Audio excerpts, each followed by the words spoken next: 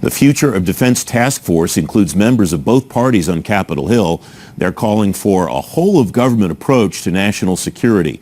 Congressman Michael Waltz is a Republican representing Florida's 6th District. Congressman, welcome. Thanks very much for joining me. You and your colleagues frame this in very stark terms.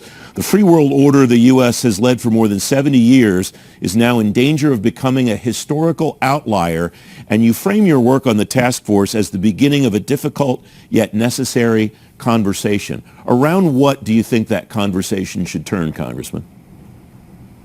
Well, I think we've never before faced an adversary like we face in China, led by the Chinese Communist Party, where we have been so intertwined economically, so dependent on so many things for our modern economy, as we face with China. We didn't face that with the Soviet Union, certainly not with Germany or Japan, but we do with China, from our manufacturing to our basic minerals to our pharmaceuticals, and as we just seen coming through the COVID pandemic, even basic things like face masks and gowns for our hospitals. So we have a real challenge ahead.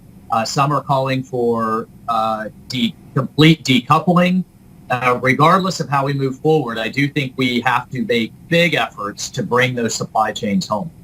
I note that there are members, as I said at the beginning of our conversation, members of both parties working on this task force equivalently, and you and your colleagues write, the nation should reconfigure a coordinated whole-of-government strategy to update the national security structure. The reimagination would partner the Department of State with the Department of Defense to ensure diplomatic parity and leadership. Is this the vision that Robert Gates outlined, that he tagged soft power in the first decade of this century, or do you and your colleagues envision something else, sir?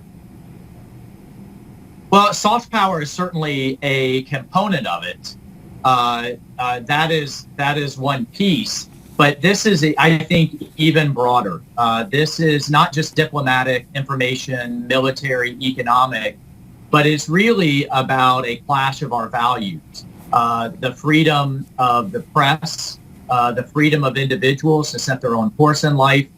We're seeing that truly being challenged, not just in China or in the region, but around the world, as the Chinese Communist Party aggressively seeks to take over key international institutions that set global standards. The reliance on the dollar for our currency is being challenged. The open internet is being challenged. We saw the fact that the WHO didn't really call the pandemic what it was because of Chinese influence. The UN, key human rights committees are also being challenged. So this is really about, do we want a world not being led by free nations, but being led by an authoritarian regime that will set the stage for future generations? I mentioned artificial intelligence, and you and your colleagues focus on AI quite tightly in this work.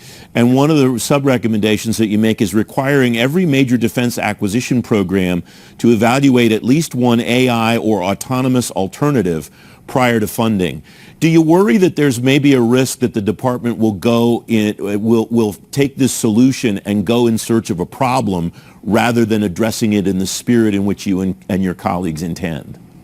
Well, that's always a risk, and that's why oversight is so critical. Many of my colleagues on this task force, frankly, are some of, I think, the younger, more tech-savvy members.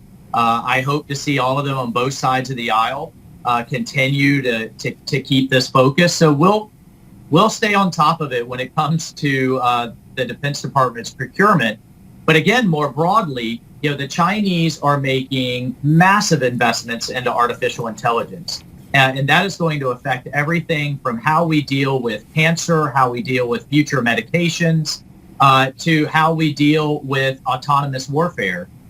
Right now, in keeping, I think, with Western values, we will have someone always in that loop, so to speak, a human making that final call, but we can see an adversary that doesn't do so and therefore is able to do things faster and more efficiently.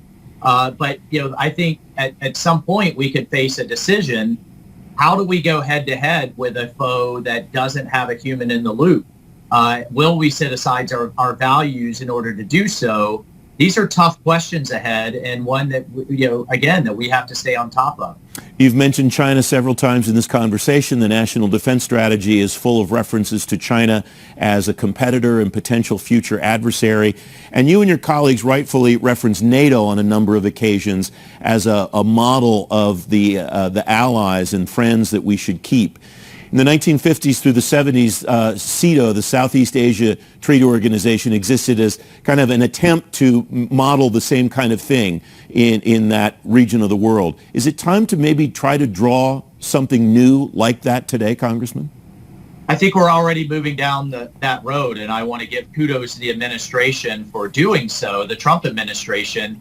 There's been a revival of the Quad dialogue, which is India, Japan, the United States, and Australia. I think that'll form the nucleus. But we've also had a series of, I think, very promising engagements with Vietnam, with the Philippines, with Indonesia, all of whom are very concerned and alarmed about China's very aggressive behavior, whether it's in the South China Sea, whether it's in Hong Kong, whether it is the genocide that is going on with the Uyghurs in the Western provinces, Mongolia, the hoarding of resources, water resources in particular when it comes to Southeast Asia.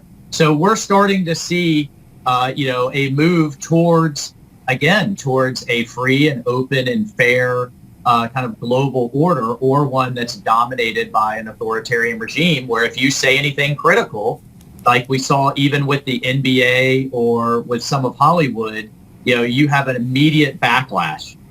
We can't have that kind of environment around the world. We can't have that as a world order. We have to be able to settle our differences openly and fairly.